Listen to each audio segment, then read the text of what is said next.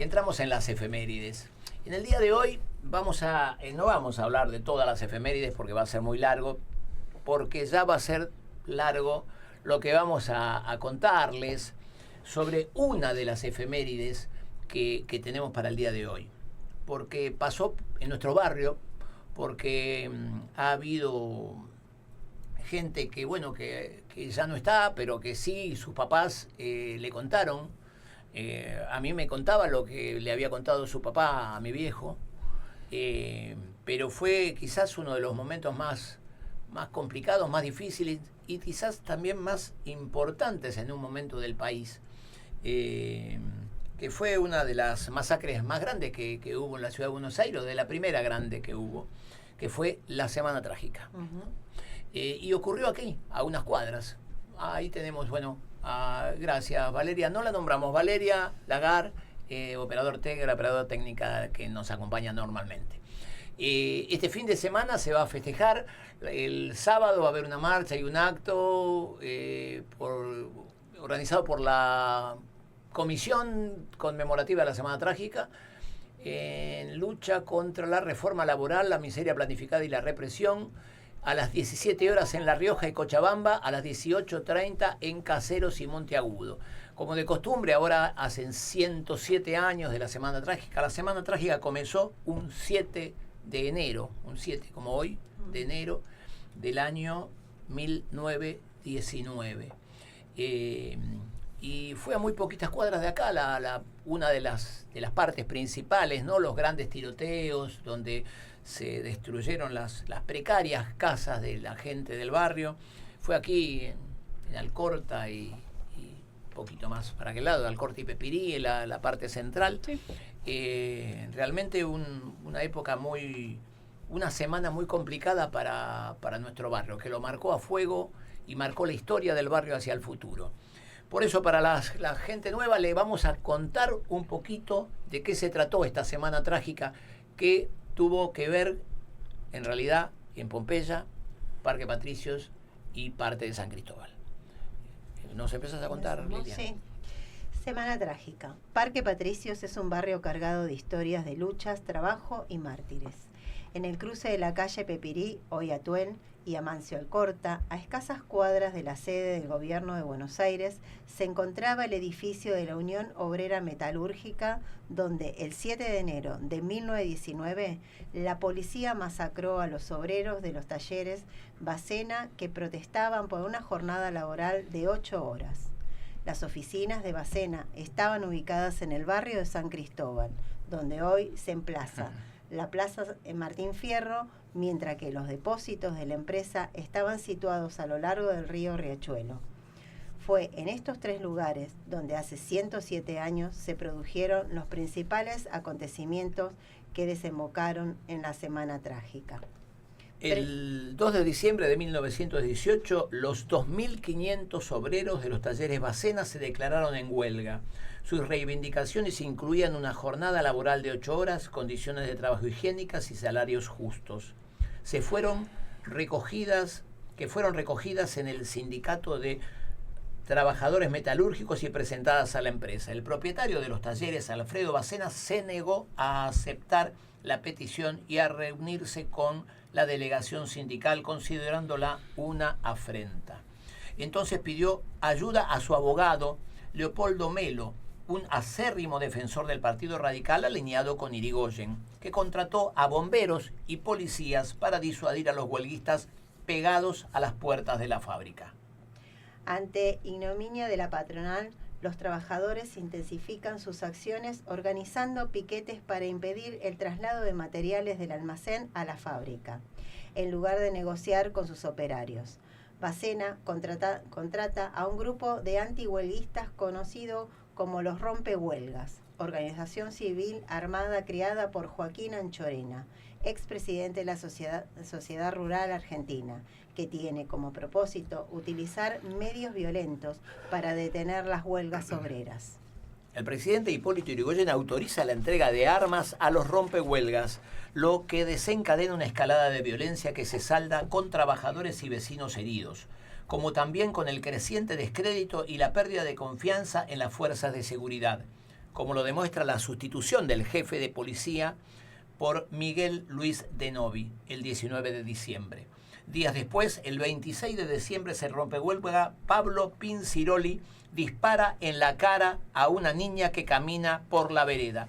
Este hecho, sumado al desprestigio de las fuerzas de seguridad, aumenta el apoyo hacia los huelguistas y vecinos, comerciantes y sindicatos. Para demostrar su solidaridad, los trabajadores portuarios y marítimos se negaron a manipular o transportar material de los talleres Bacena. A medida que la huelga continúa, la violencia policial junto con la de los rompehuelgas aumenta. El 30 de diciembre, el agente Oscar Rops dispara a sangre fría contra el obrero Domingo Castro. Al día siguiente, 1 de enero de 1919, Constantino Otero, compañero de trabajo y de huelga, fue igualmente herido de bala. Tras un mes de huelga, los trabajadores están exhaustos, pero perseveran. El 3 de enero de 1919, la policía participa en un tiroteo frente a la sede del sindicato en Amancio, Alcorta y Pepirí. Flora Santos, Juan Balestrazzi, Vicente Velati, vecinos del barrio, resultaron gravemente heridos. Al día siguiente estalla otro enfrentamiento en el mismo lugar. Trabajadores y vecinos levantaron barricadas, rompen tuberías de agua e inundaron las calles. La policía se ve obligada a retirarse cuando el cabo Vicente Chávez es herido. Los matutinos de los periódicos del 5 de enero califican la lucha obrera de huelga sangrienta. La tarde del martes 7 de enero de 1919 se inicia la Semana Trágica. Aproximadamente 100 policías y bomberos armados con fusiles Mauser, apoyados por los rompehuelgas que disparan Winchester, arremeten contra el sindicato de la esquina de Pepirí y Amancio Alcorta. Durante casi 2 horas disparan 2.000 proyectiles contra casas de madera, huelguistas y vecinos. Entre los atacantes se encuentra Emilio Bacena, uno de los propietarios de la empresa. Los proyectiles perforan las flacas paredes de las viviendas de los obreros, destrozan ventanas, espejos, vitrinas. Aterradas, las madres refugian a sus hijos debajo de las camas. La balacera arroja como resultado 3 trabajadores acribillados y 30 heridos. Un cuarto trabajador es asesinado a sablazos por la policía montada. Las víctimas son Juan Fiorini, argentino, 18 años, soltero, jornalero de la fábrica Bozala Hermanos, asesinados mientras estaba tomando mate en su domicilio de un balazo en la región pectoral. Toribio Barrios, español, 50 años, casado, recolector de basura, asesinado a sablazos en el cráneo en Avenida Alcorta 3189. Santiago Gómez Metroyes, argentino, 32 años, soltero, asesinado cuando se refugiaba en una fonda de un balazo en el temporal derecho. Miguel Britos, casado, jornalero, muerto a consecuencia de heridas de bala.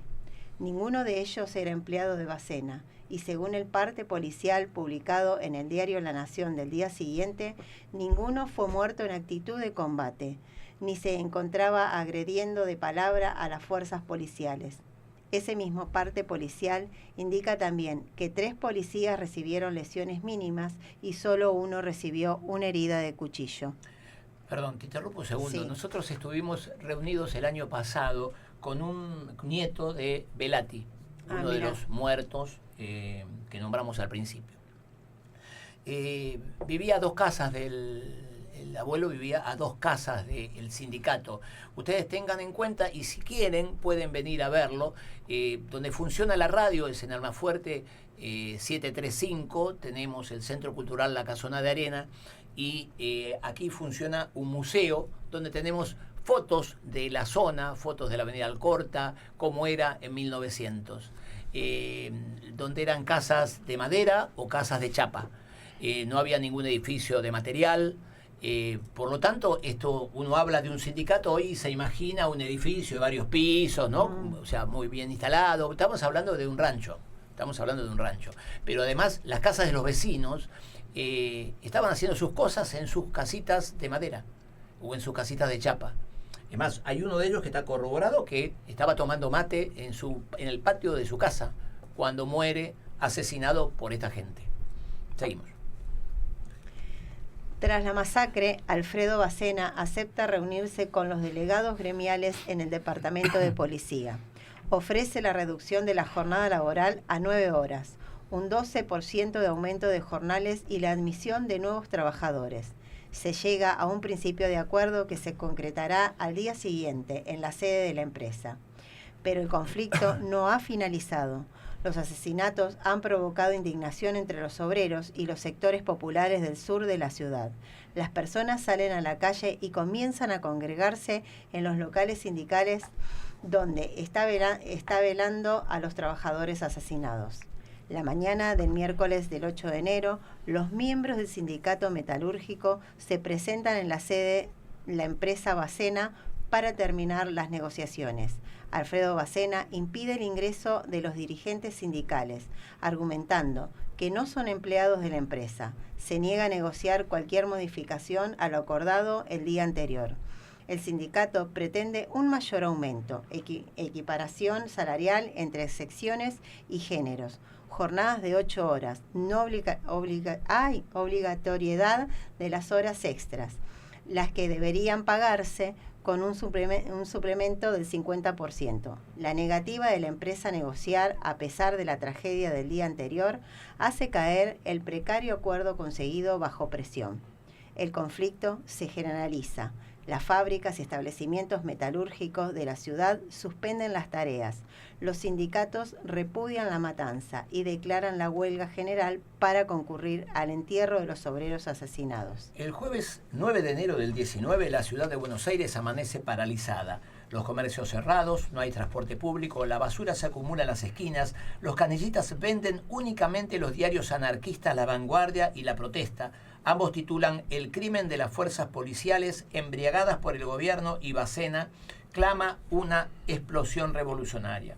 El serpenteo de compactas columnas de trabajadores y trabajadoras es el único movimiento de la jornada. Son hombres, mujeres y niños que marchan para homenajear a sus mártires y repudiar la represión policial y parapolicial. El cortejo fúnebre parte a las 3 de la tarde, a la cabeza se sitúa la Autodefensa Obrera, unos 100 trabajadores armados con revólveres y carabinas, detrás una compacta columna de miles de personas. El cortejo enfila por la calle Corrientes hacia el cementerio de la Chacarita. A la altura de la calle Yatay, policías y bomberos efectúan disparos desde dentro de un templo católico por las consignas anticlericales de los anarquistas. La multitud resiste el tiroteo y a las 17 horas llega al cementerio de la Chacarita. Mientras habla el dirigente Luis Bernard, de entre los muros del cementerio emergen policías y militares que se precipitan sobre la multitud y disparan a quemarropa. Se trata de una nueva emboscada que cobra 100 vidas y deja un tendal de 400 heridos. Los diarios de la época hablaron de tan solo 12 muertos y casi 200 heridos. La prensa obrera habla de 100 muertos y más de 400 heridos. Ambos coincidieron que entre las fuerzas militares y policiales no hubo bajas. La impunidad de las fuerzas de seguridad va en aumento. El pueblo no se amilana y sigue en la calle exigiendo justicia. La huelga general continúa mientras se produce la masacre de la Chacarita. Un grupo de trabajadores rodea los talleres Bacena y está a punto de incendiarla. En el interior del edificio se encuentra Alfredo Bacena, Joaquín Anchorena y un empresario británico, flamante comprador de la metalúrgica. El embajador británico se comunica con la Casa Rosada. Tras la reprimenda del representante de la corona inglesa, Hipólito Yrigoyen pide la renuncia del jefe de policía y nombra en ese cargo al hasta entonces ministro de Guerra Elpidio González. También designa por decreto al general Luis de Lepiane a cargo de la Policía Federal. Tras conseguir un aumento del 20% para las fuerzas policiales, Elpidio González parte junto a Marcelo T. de Alvear a parlamentar con los obreros. No son bien recibidos. El auto del jefe de policía es incendiado por la multitud. González vuelve en taxi a su despacho. De inmediato envía un centenar de bomberos y policías a disparar sobre los manifestantes. El parte policial da cuenta de 24 asesinados y 60 heridos. El fantasma de la revolución bolchevique, los soviets de obreros y el levantamiento de campesinos en Rusia aterra a la oligarquía terrateniente argentina. Hay que frenar el torrente revolucionario, dicen y exigen mano dura contra los obreros insurrectos. Consideran también que Hipólito Yrigoyen es flojo, un incapaz. Como respuesta a la insurrección de los trabajadores y con el propósito de disciplinarlos, un grupo de jóvenes desde la alta sociedad porteña se reúne en la confitería París del barrio de Retiro para armar su propia defensa. En los salones del Centro Naval de Florida y Córdoba reciben instrucción militar de los contraalmirantes Manuel Domecq García y Eduardo O'Connor. Buenos Aires no será otro Petrogrado, exclama O'Connor en ese contubernio, e invita a la valiente muchachada a atacar rusos, judíos y catalanes en sus propios barrios, para que no se atrevan a venir al centro. Los jóvenes que parten del centro naval con brazaletes celestes y blancos y armas automáticas conforman la Liga Patriótica Argentina, una fuerza parapolicial presidida en primera instancia por Domecq García, luego por Manuel Carles y más tarde por Pedro Christophersen, que en complicidad con las fuerzas de seguridad actúa con total impunidad. Grito de viva la patria se introducen armados en las barriadas obreras, sedes sindicales, bibliotecas obreras, relaciones de los periódicos socialistas y anarquistas para incendiarlos y destruirlos. El barrio judío de Once es atacado con saña, empecinados en la Casa del Ruso. Los jóvenes libertarios incendian sinagogas y bibliotecas. También atacan a transeúntes, particularmente a quienes vistan alguna prenda que determina su pertenencia a la colectividad judía. La agresión no respeta sexo ni edades. Los defensores de la familia y las buenas costumbres golpean con cachiporras y culatas ancianos, arrastran de los pelos a las mujeres y se ensañan con los niños. El 11 de enero, el gobierno de Hipólito Yrigoyen rega a un acuerdo con la Federación Obrera de la República Argentina. Acepta liberar a los 2.000 obreros encarcelados. Acepta otorgar un aumento salarial del 20% y establecer una jornada laboral de 9 horas. Y acepta la reincorporación de todos los huelguistas despedidos. Tras el acuerdo, la Federación Obrera y el Partido Socialista ponen fin a la medida de fuerza. Ese día el vespertino La Razón titula: "Se terminó la huelga, ahora los poderes públicos deben buscar los promotores de la rebelión, de esa rebelión cuya responsabilidad rechaza la Federación Obrera". El dolor y la conmoción popular continúan. Los trabajadores se muestran renuentes a volver a sus trabajos. En las asambleas sindicales, las mociones por continuar la huelga general se suceden. Por su parte, el brazo anarquista de la Fora se oponen a levantar la medida de fuerza y decide continuar el movimiento como forma de protesta contra los crímenes de Estado.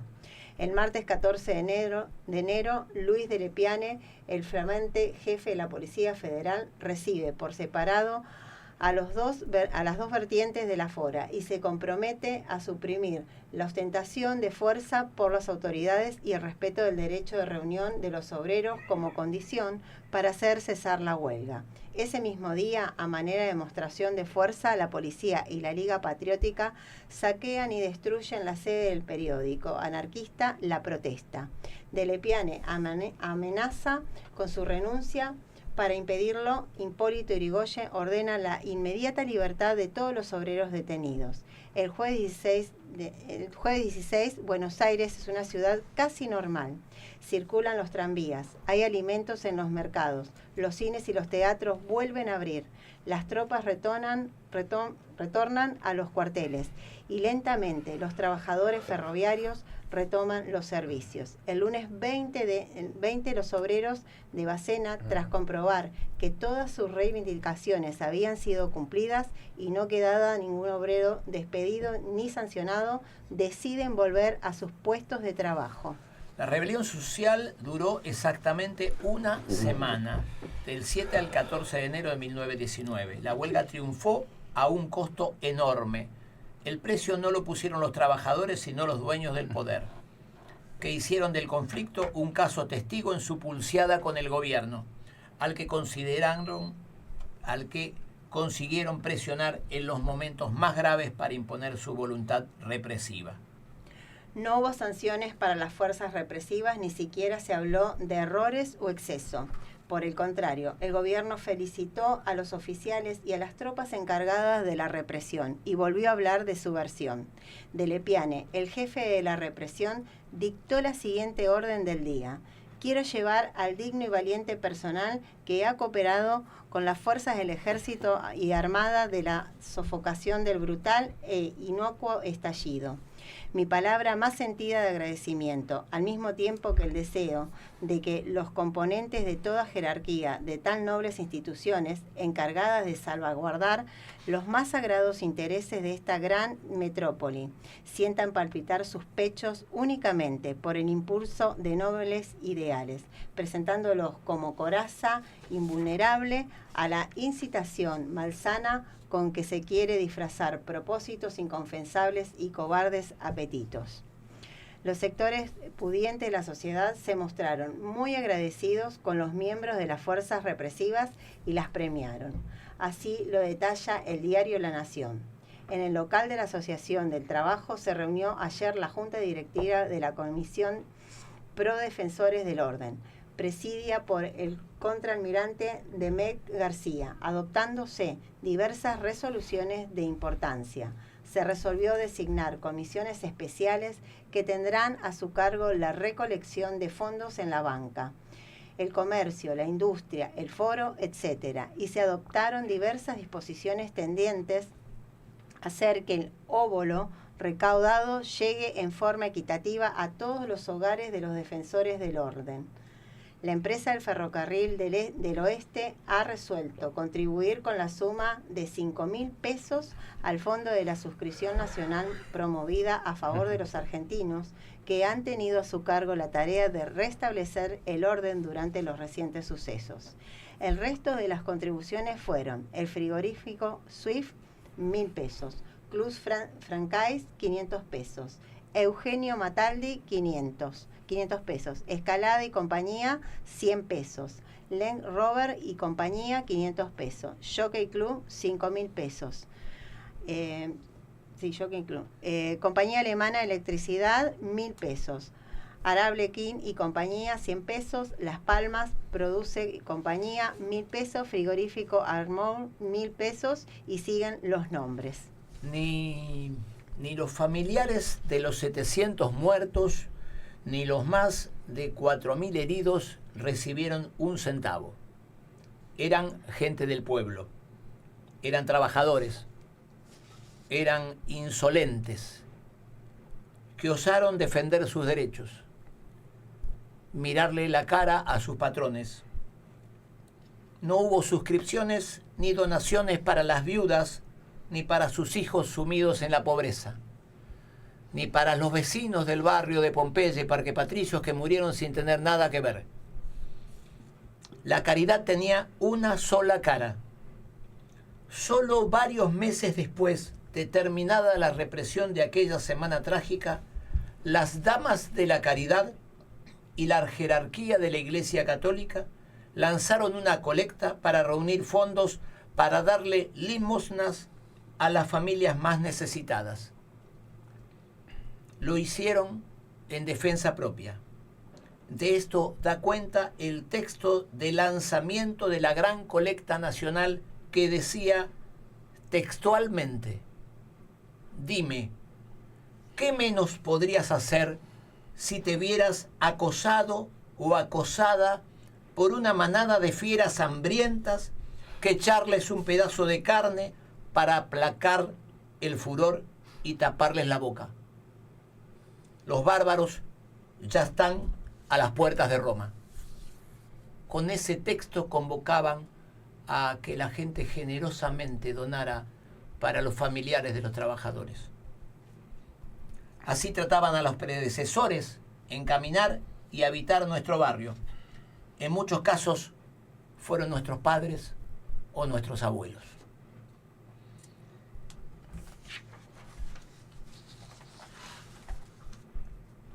Ojalá lo hayan escuchado, fue largo, pero es la historia real contada por los vecinos que vivieron esta etapa tan nefasta de nuestro barrio de nuestra zona. Y simplemente queríamos recordarla. Estos textos son sacados de las publicaciones de aquel entonces y de lo que nos contaron los hijos de vecinos de aquella época. No vamos a opinar, simplemente espero que lo hayan escuchado. Si no queda en YouTube, lo pueden, los que les interesa el barrio, los que les interesa la zona o que les gusta la historia, la pueden escuchar. Además porque ayuda a que las cosas no se repitan, porque a veces pasa, ¿no?, que después de años la historia vuelve a repetirse.